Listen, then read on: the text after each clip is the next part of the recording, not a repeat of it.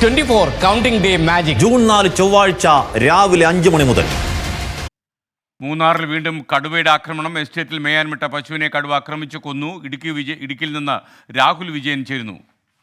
Rahul Vijayan, good morning. പറയൂ വാർത്തകൾ. എസ്കെൻ, good morning. ഈ മൂന്നാറിൽ കടുവയുടെ ആക്രമണം തുടർക്കഥയാകുന്നു എന്നുള്ളതാണ് ഏറ്റവും പ്രധാനപ്പെട്ട കാര്യം. ഏറ്റവും ഒടുവിലാണ് ഇപ്പോൾ കടലാർ വെസ്റ്റ് ഡിവിഷനിൽ കടുവയുടെ ആക്രമണത്തിൽ ഗർഭിണിയായിട്ടുള്ള പശു ചത്തത്. ഇന്നലെ വൈകിട്ട് ഇതിനെ എസ്റ്റേറ്റിൽ മേയാൻ വിട്ടതായിരുന്നു. പിന്നീട് തിരികെ വരാതെ വന്നതോടുകൂടി ഈ ഉടമസ്ഥൻ സ്റ്റീഫൻ അന്വേഷിച്ച് ചെന്നപ്പോഴാണ് ഇങ്ങനെ കടുവയുടെ ആക്രമണത്തിൽ പശു ചത്ത് കിടക്കുന്നത് കണ്ടത്.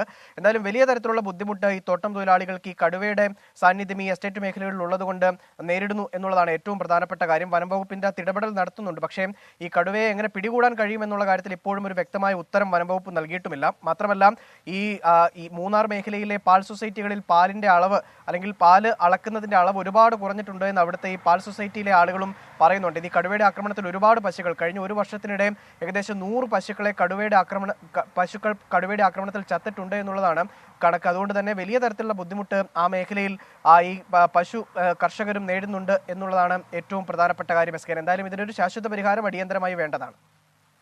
Okay, thank you. രാഹുൽ വിജയനാണ് വിവരങ്ങൾ നൽകിയത്. വിധി ദിനത്തിൽ 24 മാജിക് ജൂൺ 4 ചൊവ്വാഴ്ച രാവിലെ 5 മണി മുതൽ 24-ൽ.